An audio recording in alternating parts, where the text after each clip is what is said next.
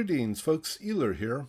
I need to offer a huge shout out to everyone who has provided me with a very wide variety of excellent replays to put up on the channel over the last several weeks. I've had no shortage of material, and I've been very flattered that you've thought of me to put them up on the channel. I have gotten to quite a few of them. There are some that I haven't gotten to. I'll either hold on to maybe as background replays for other topics, or maybe to do for montage or highlight reels. But thank you very much again to everybody for thinking of me and offering me these terrific replays, like I said, for the channel. Now, this match is myself in the Tier 9 German destroyer, the Z-46. I'm divisioned with Jimmy Jazz, who is in the Tier 9 Royal Navy battleship HMS Lion. And we are in a domination match here on Okinawa. There's no aircraft carrier. There are quite a few battleships, only a few destroyers. And my build is my standard German destroyer commander build with survivability expert, superintendent, radio location.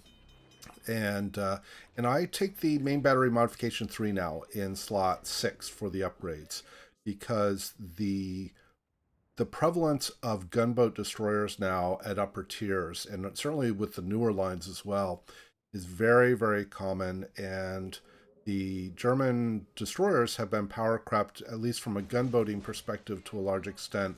And having faster reloading guns is more useful to me than having faster loading torpedoes.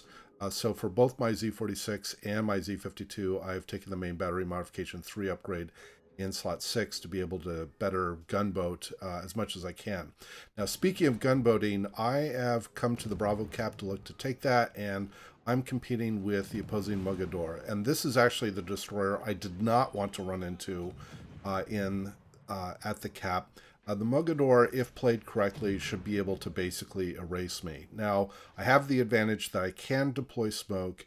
I have the hydroacoustic search running, so I can, to a large extent, defend myself, provided my smoke is available. But you can see my smoke is now dissipating, and we've chased off the Mogador twice, and now I don't have as good of a countermeasure, or frankly any countermeasure, in case the Mogador decides to push back in. Now, what I don't understand about how this Mogador played this is why he didn't charge me.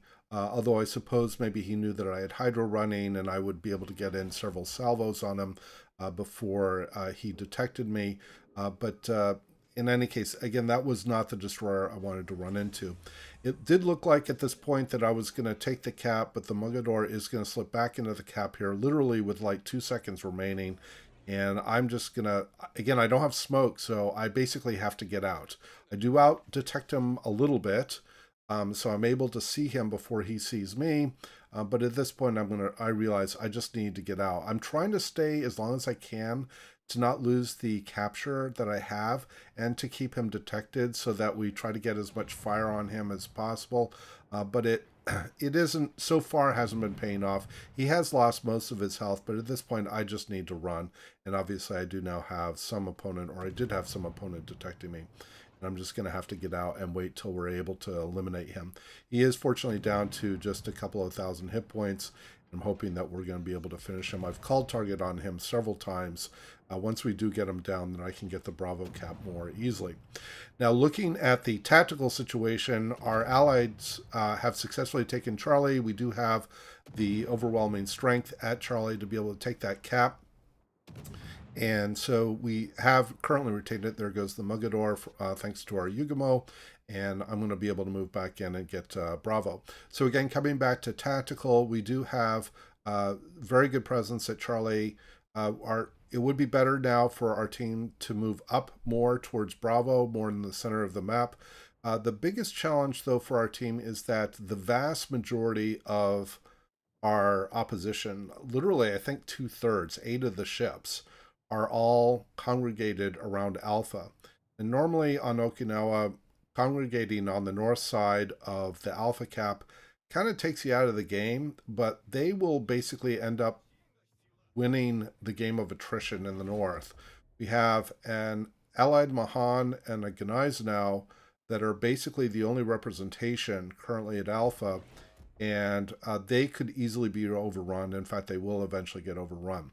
So as I've moved back into Bravo here, I can see the smoke screen from the opposing Belfast. I'm going to send torpedoes here based on where he last was firing his guns. There is an opposing Tuckow that was last seen in the Gulf 9 sector. And that Tuckow is going to be a major source of consternation for our team in two ways. One is he will work as a very good sort of distraction cruiser. He's working sort of on the periphery, trying to work distracted targets. But at the same time, we end up committing way too many ships, including our allied Yugumo and Alsace, to essentially chase him. And he takes a lot of potential firepower away from being able to help us control the center of the map. And that is going to be an impact to how this game works out. My torpedoes do land on the Belfast. In fact, it turns out the Belfast was already very low health by that point. I think I only did a couple thousand in damage to finish him off. So our team at least has a one ship advantage. And my main job at this point is to keep things lit for all of the opponents that are now pouring into Alpha and coming through that cap, and try to sort of keep them back and maintain some level of center map control. But we have four ships, as I mentioned, that are all congregated in Charlie, admittedly including Jimmy Jazz, who's in my division. But Jimmy and I are talking. He knows that he needs to move north and help support the Bravo sector in the middle of the map. I have sort of ideal conditions as a destroyer to be able to torp into the middle of Alpha. I'm basically almost guaranteed to get at least one torpedo hit with so many ships in the way. And there, in fact, you just saw that we are Gneisenau, that was over by Alpha, as well as our Mahan were both taken out. Now, the Gneisenau didn't have much of a choice. He doesn't have the concealment to get away. Our Mahan, however, in my opinion, made a very poor decision to try to be open gunboating within a few kilometers of literally half the team. And so he basically threw his ship away. And so now I'm the only destroyer working the north flank. My goal at this point is to try to stay perpendicular to the direction of this column of opposing ships that are moving south from Alpha, and sort of continue, well, obviously spot, but continually torpedo the areas so that I can try to slow their advance, hopefully get some decent alpha in, and give our allies some chance to be able to take some of the opposition out if my torpedoes don't. I have to give a shout out to our allied Colorado that you can see that's on the south end of the Bravo cap. He's doing his best to be able to basically act as an anchor point for the defense of our flank. Obviously, the Colorado is a very slow ship. He's bottom tier in this tier 9 match, and there's not a whole lot that he can do. But to his credit, he is in the best position that he can be to help support the team, in my opinion. He's very well aware of where, the misposition, if you will, of some of our other ships. And in fact, he will express some exacerbation in chat about the positioning of some of our allies, and rightfully so, because he's basically he and Jim right now are the ones that are trying to hold the flank as the heavies for our team. So our team has a one ship deficit. We do have a point lead because we've held two caps for considerably longer than the opposing team. One ship that I was really hoping to get out of the way was the opposing Alaska, who's just taken another torpedo, and I've called target on him twice now.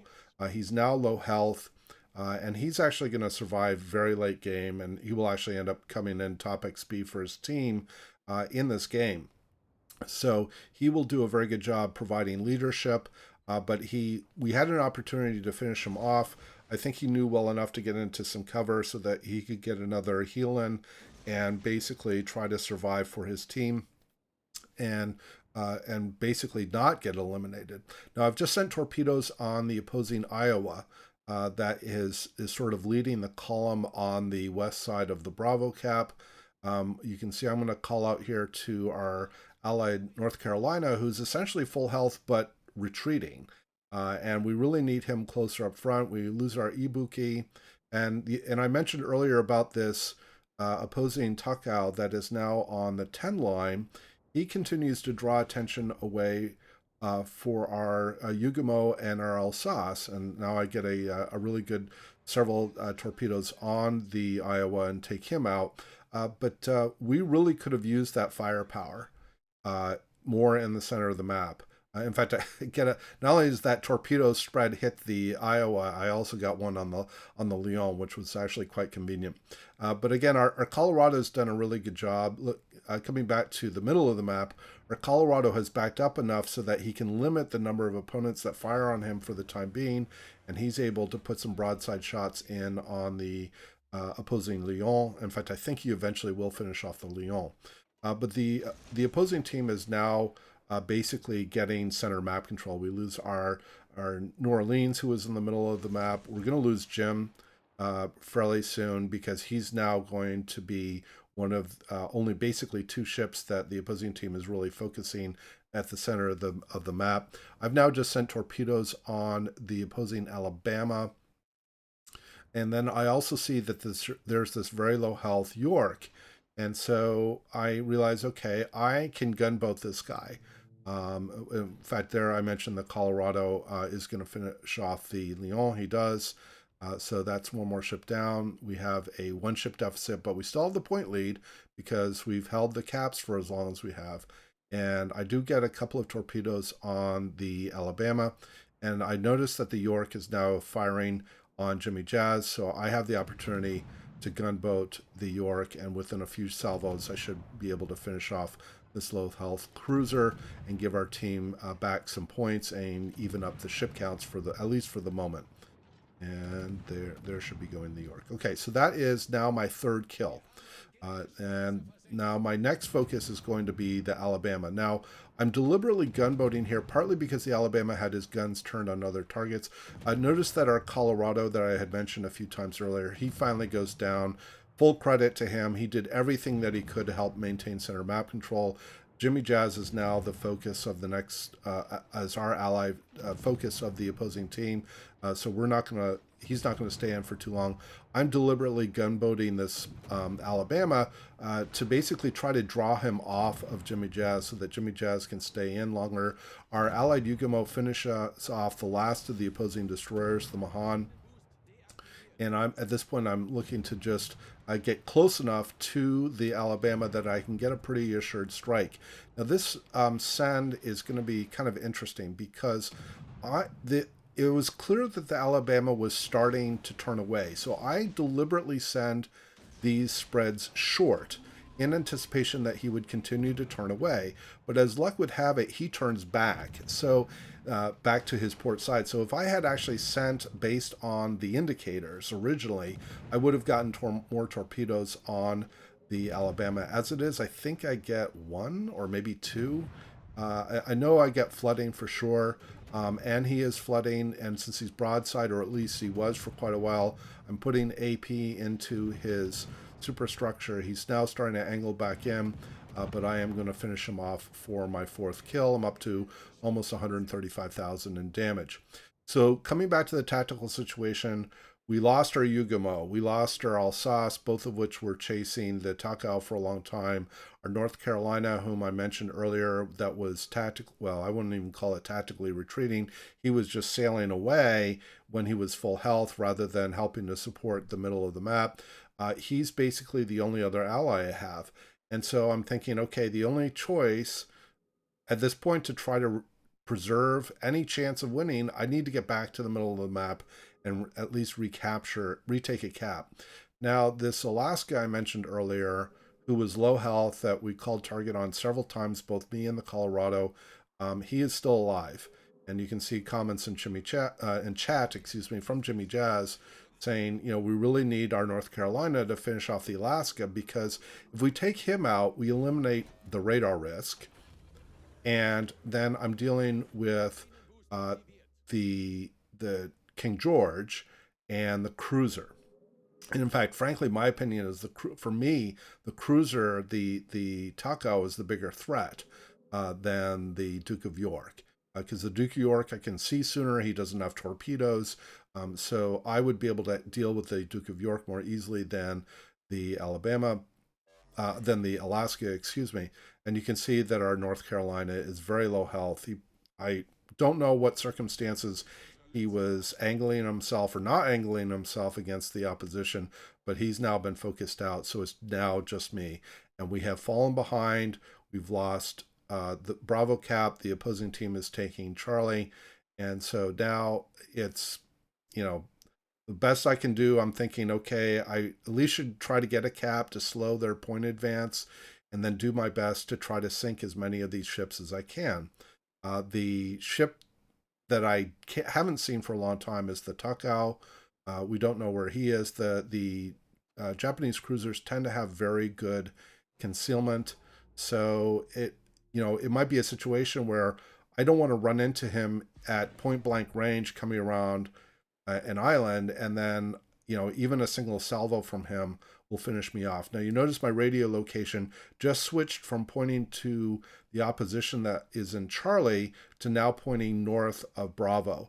So I know that the cruiser is now closer to me than the Alaska and the King George, and so I will activate Hydro here as soon as it comes back up, or quite soon thereafter, because I'm anticipating torpedoes from the Takao. Now my radio location switched back to the Alaska. My worry at this point is that I don't know whether the Alaska still has a charge of radar. And I really do want to get this cap to at least slow their point advance. So I've sent torpedoes in the direction of the Alaska. The Alaska clearly knows that he's being tracked by me. He does change speed and course regularly to keep my torpedoes thrown off successfully. I do get the Bravo cap, and now I'm going to try to lure the Alaska toward me. So you can see that my radio location keeps switching between the Alaska and the Takao. In fact, the Takao has just now moved into Bravo. He's on the north side of the islands in the middle of the cap, and I can't see him. So at this point, I do open up on the Alaska, and this does two things. Well, one, obviously, it puts me at risk of being taken out. But what I'm able to do now is drop into smoke, and because of the smoke firing mechanics, he will remain detected while I'm in smoke for the next 20 seconds since he fired his guns. In fact, he fires again, blind fire in on me, he misses, and I'm able to finish off the Alaska. That gets me the Kraken released, and I now am thinking, okay, I can't take out both the Takao and the King George to preserve the game. There just isn't enough time. There's only 1:30 seconds. The Takao does a very good job. In fact, you can see the radio location is pointing now probably toward the west side of the cap. There's no way that I can see him. He may decide to run. I don't know whether he does, but what I'm going to do is sail away from him. The only target that I can work towards is the Duke of York.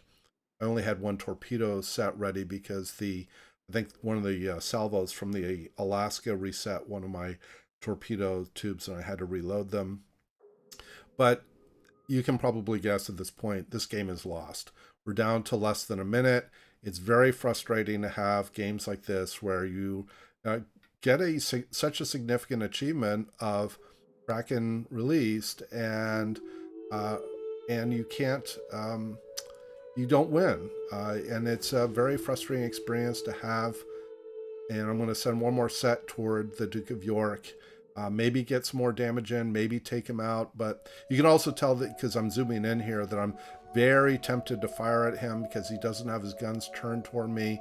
But I kind of don't want to give the opposing team the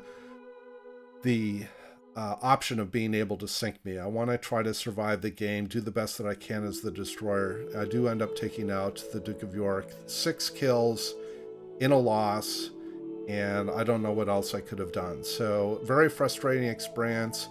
But individually, my performance was good, but to me, I'd rather win. And having a loss like this is very frustrating. So I hope you enjoyed the replay and the commentary. Please do leave your comments below. And as always, we hope to see you out there, and we wish you happy sailing.